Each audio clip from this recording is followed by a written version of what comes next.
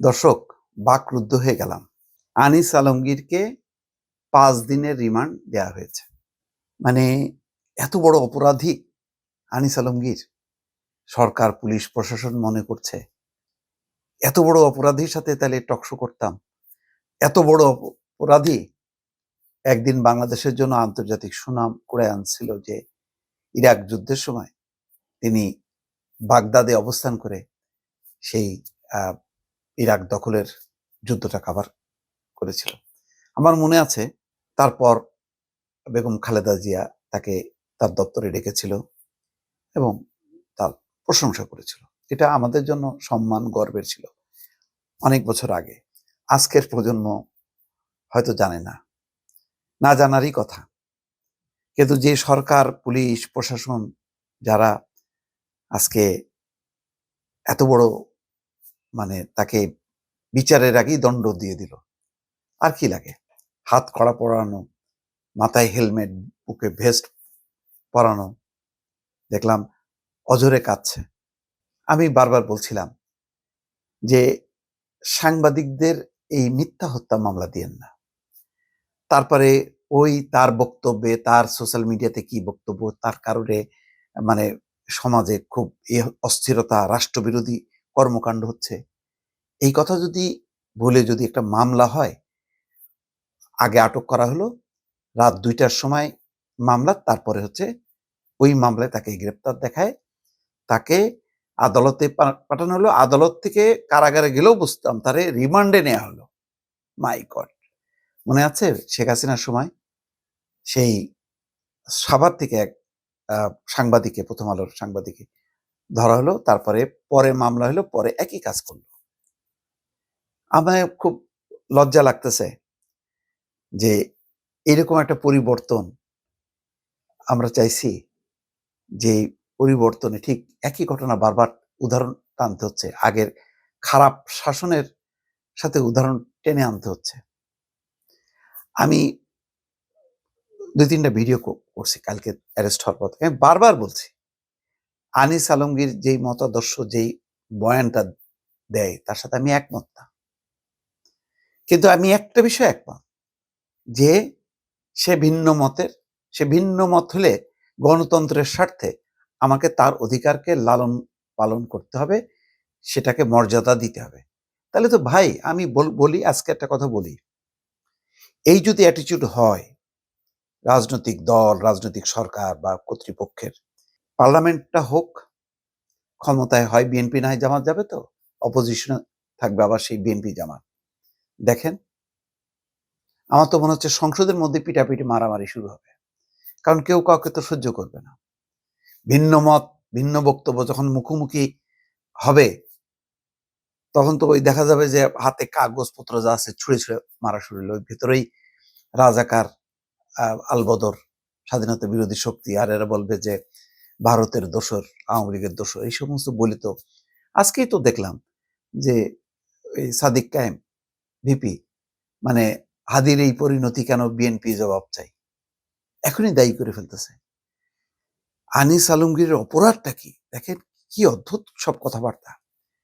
যে মামলার বিবরণীতে বলা হচ্ছে ২০২৪ সালের জুলাই মাসে বৈষম্য বিরোধী ছাত্র আন্দোলনে সাবেক প্রধানমন্ত্রী শেখ হাসিনা পালিয়ে গেলেও তার অনুসারীরা বিভিন্ন কৌশলে ঘাপটি মেরে দেশে অবস্থান করে দেশকে অস্থিতিশীল এবং অবকাঠামো ধ্বংস করার লক্ষ্যে রাষ্ট্রবিরোধী অপরাধ সংগঠনের ষড়যন্ত্র করে আসছে। আসামিরা ওই আনিস আলমগীর সহ ওই শাওন, তারপরে আরো ২জন মডেল, মিডিয়া সহ বিভিন্ন টকশোতে বসে নিষিদ্ধ সংগঠনকে ফিরিয়ে আনার গুজব প্রপাগান্ডা চালিয়ে আসছে। এর মাধ্যমে আওয়ামী লীগকে পুনর্বাসনের পায়তারা করছে। আচ্ছা বলেন তো, এইগুলি তো একটা তার মত, যে নির্বাচন হোক, আওয়ামী লীগ ভালো করবে অথবা নির্বাচনের মধ্য দিয়ে ক্ষমতায় আসবে, আওয়ামী লীগের অংশগ্রহণ করা উচিত। আপনি এর বিপরীতে দেন না। আমি তো দেখলাম যে যখনই আনিস আলমগীর এই কথাগুলি বলছে, তার অপোজিশনে যে বসে আছে সে তো তার প্রতিবাদ করছে। এমন তো না সেটা মেনে নিচ্ছে, তর্ক বিতর্ক হচ্ছে। ভাই, এগুলি তো টকশো তো এটাই হবে, নাকি আমি ডামি টাইপের হবে? আজকে কষ্ট লাগলো যে আনিস আলমগীর গণমাধ্যমে এতকাল বিচরণ করলো, সে দেখেন এখন সরাসরি গণমাধ্যমে না থাকলেও শিক্ষকতা করে, পাশাপাশি গণমাধ্যমের টকশো গুলোতে আলোচনা করে। এখানে তার কলিগ কে না, গণমাধ্যমের অন্তত মানে শত শত সংবাদকর্মী তার সহকর্মী।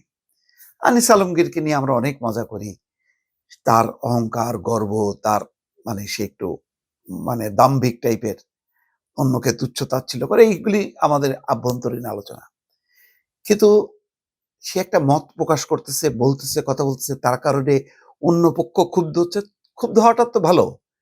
এই যে আমি যে বয়ানটা দিচ্ছি এখন, সবাই কি বলবে যে হ্যাঁ মোস্তফা ফিরোজের কথা ঠিক আছে? না, বহু আছে এবং তার মধ্যে বট আইডি দিয়ে বহু গালাগালি করে প্রতিনিয়ত। এখন আমি ওই দিক আর তাকাইও না। অনেকে আমাকে বলে, ভাই আপনি কি দেখেন আপনারা কি পরিমাণ গালাগালি করে? আমি যে ভাই করুক, এটা আগেও গালাগালি খাইছি, এখনো গালাগালি খাচ্ছি।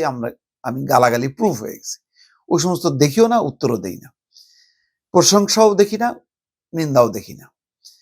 দেখা উচিত, দেখলে একটু মতামতটা নেই। কিন্তু ওই যে বললাম না যে এই বট আইডির ধারী যারা এমন সব কথাবার্তা বলে, এগুলি মানে আর ভালো লাগে না, এই জন্য আর ঢুকি না। যাই হোক, এখন কথা হলো যে আজকে আনিস আলমগীরকে মনে হচ্ছে এমন অবস্থায় দেখলাম, আমি একটু চিন্তা করি যে আচ্ছা, আমারও তো কোনো কোনো মতামতে কোনো কোনো অংশ ক্ষুব্ধ হইতে পারে।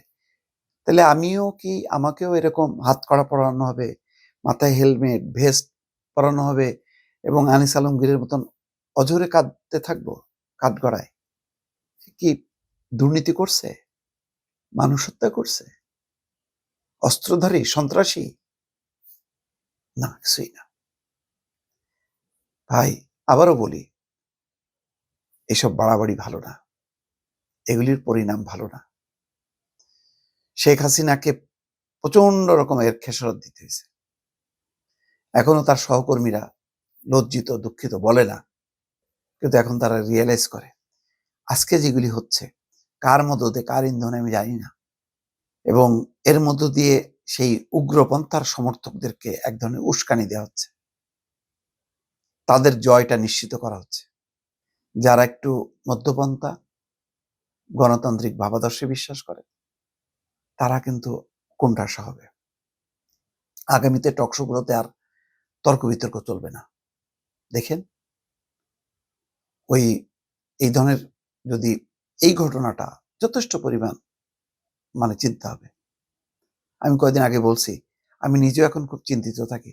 টেলিভিশনে পারতপক্ষে টকশোতে যাই না, গেলেও চিন্তা করি আমার বিপক্ষে কে আছে, এসব ভেবে চিনতে যে না, আমি বলি যে মিডিয়ার বাইরে ভাই কাউকে দিয়েন না আমাকে, আমি মিডিয়ার লোক, মিডিয়ার অন্য মতের দেয়া হোক, ভালো, তার সাথে আলোচনা করবো, সে বুঝবে। কিন্তু এই যে নতুন নতুন সব গজায় ওঠা এই টকারদের সাথে আমি বসতে চাই না ভাই, মাপ চাই।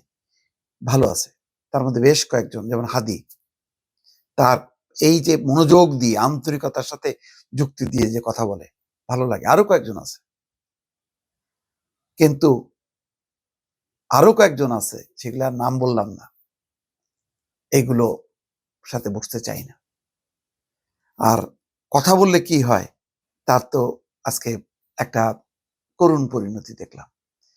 আনিস আলমগীরের শাস্তি হোক বা না হোক সেটা বড় কথা না, শাস্তি তার হয়ে গেছে, কারণ সে কাঠগড়ায় অযোধ্যায় কাঁদছে, হাত কড়া পড়ানো হয়েছে, মাথায় হেলমেট, ভেস্ট, তার সাথে আর কি পার্থক্য থাকলো?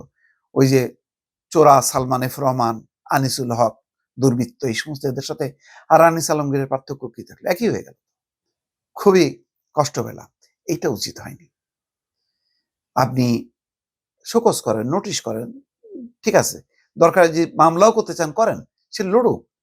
কিন্তু আপনি এমন জিজ্ঞাসাবাদের নাম করে আটক করে তার মানবাধিকার, তার আইন বহির্ভূত কর্মকাণ্ড করে তাকে যেভাবে জবরদস্তিমূলকভাবে আইনের আওতায় নিয়ে আবার 5 দিনের রিমান্ড, 5 দিনের রিমান্ডে কি জিজ্ঞাসা করেন? যাক, দর্শক বিদায় নিচ্ছি, ভালো থাকবেন, আল্লাহ হাফেজ।